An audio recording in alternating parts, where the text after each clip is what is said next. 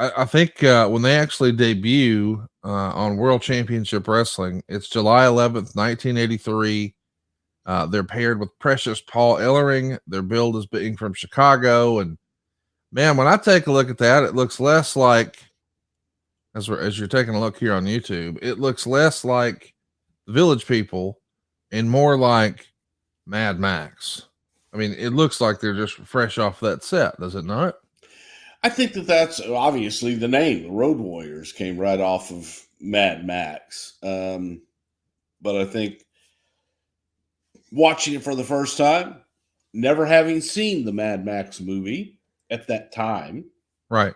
was, there wasn't a whole lot of originality with them. But at the same time, everything about that act was original, which was cool. So there were two big guys that got the job done and were able to go out and capture the imagination of an audience that didn't care that they were pretty workers or that they could do hurricane flippies.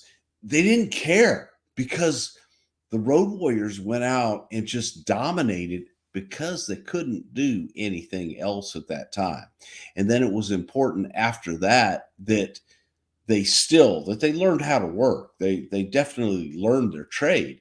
However, they had already established themselves as these just straightforward ass kicking machines that you couldn't change them too much.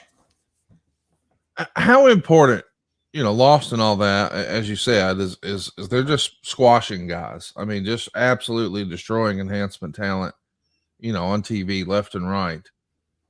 Is that, and that was a staple back in the day, man. I used to watch Superstars and we'd see Sid powerbomb a dude or choke slam a dude and then throw him down the aisle on the gurney. It was great stuff, but it's not as common these days. And I understand there's an evolution to wrestling. And I think probably during the Monday Night Wars, especially when Nitro, starts to get hot, it feels like some of the enhancement stuff moves away. Do you feel like that's missing in today's wrestling at all? I think that a segment of it is missing because when you have a couple of guys in the ring and you're trying to debut someone and you're trying to introduce a new talent, you can't take care of everybody in the ring all the time.